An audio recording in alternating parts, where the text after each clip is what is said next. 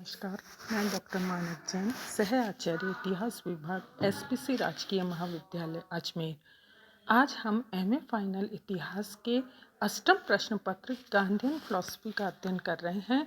पिछले लेक्चर में हमने देखा कि गांधी जी का ग्राम आधारित लोकतंत्र क्या है। इसी को हम आगे बढ़ाते हुए देखते हैं कि गांधी जी का लोकतांत्रिक दृष्टिकोण अन्य अवधारणाओं की भांति उसकी आध्यात्मिक आस्था से संबद्ध था। यद्यपि गांधी जी ने अपनी कृति हिंद स्वराज में ब्रिटिश संसदीय तंत्र की आलोचना की, लेकिन उन्होंने भारत के लिए संक्रमण काल में संसदीय सरकार की स्थापना को स्वीकार किया, जिसे स्वतंत्रता आंदोलन का रण कौशल कहा जाता है। फिर भी उनके द्वारा अभिप्रेरित लोकतंत्र का जो मॉडल है वही लोकतंत्र के मॉडल के दोषों से मुक्त है। गांधी जी ने लोकतंत्र के लिए विशेष ग्रंथ नहीं लिखा, पर कभी कभी उनके मुख्य बिंदु प्रस्तुत करते थे, जिनको विभिन्न भागों में अपने पत्रों तथा भाषणों में प्रकाशित किया। गांधी जी ने केवल लोकतंत्र के स्वरूप का ही वर्णन नहीं किया, वरन उसमें कुछ अनुसंधानकर्ताओं ने गांधी जी के मॉडल को स्पष्ट करने का प्रयास भी किया।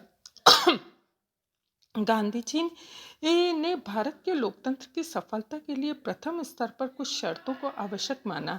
ये शर्तें थी सत्याग्रह, ग्रामीण उद्योगों का विकास, प्राथमिक शिक्षा और हस्त उद्योगों का विकास, छुआछूत का निवारण और सांप्रदायिक एकता और श्रमिकों का अहिंसात्मक संगठन। उन्होंने अपने अन्य पक्षों को इंगित किया है। एक संसदीय विधायिका उम्मीदवार की निर्योग्यताओं की व्यवस्था, निर्वाचन पद्धति, वयस्क मताधिकार, बहुमत और अल्पमत, स्वतंत्रता, समानता, अधिकार और कर्तव्य, पुलिस सेवा आदि। गांधी जी ने लोकतंत्र की सफलता के लिए उपयुक्त शर्तों को आवश्यक माना है। साथ ही उन्होंने लोकतंत्रवादियों के लिए कुछ नियम भी बताए हैं, जिनके माध्यम से वे लोकतंत्र को सुदृढ़ करने में सहायता प्रदान कर सके। यथा अनुशासन का पालन करना लोकतंत्रवादियों का प्रमुख कर्तव्य है।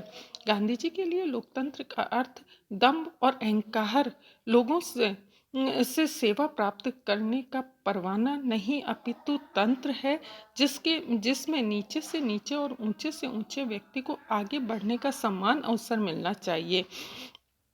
हिंदुस्तान ऐसे लोकतंत्र को गढ़ने का प्रयास कर रहा है, अर्थात ऐसा लोकतंत्र जिसमें हिंसा का कोई स्थान नहीं होगा। गांधी जी की दृष्टि में लोकतंत्र और हिंसा का कोई मेल नहीं है। जो राज्य आज नाम मात्र के लोकतंत्र है, उन्हें या तो स्पष्ट रूप से तानाशाह हो जाना चाहिए, या यदि उन्हें सचमुच लोकतंत्र बनना है तो साहस के साथ अहिंसक बन जाना चाहिए। गांधी जी की उपरोक्त शर्त का मुख्य कारण सरकारी नियंत्रण को कम से कम करना ही था। ग्राम स्वराज ऐसी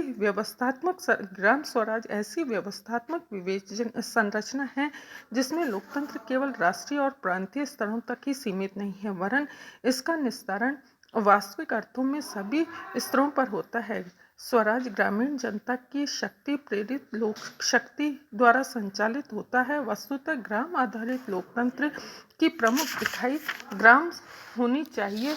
ग्राम की इकाई व्यक्ति होगा। भौतिक शास्त्र की भाषा में मनुष्य परमाणु होगा और विभिन्न स्वतंत्र परमाणुओं का संगम ग्राम अणु होगा। प्रत्येक अणु स्वयं के गुणों का संपूर्ण प्रतिनिधि होगा, परंतु अणुओं के आपसी प्रेम और संरचना से ही गांधी चिंतन के ग्राम आधारित लोकतंत्र की अवधारणा उत्पन्न होगी।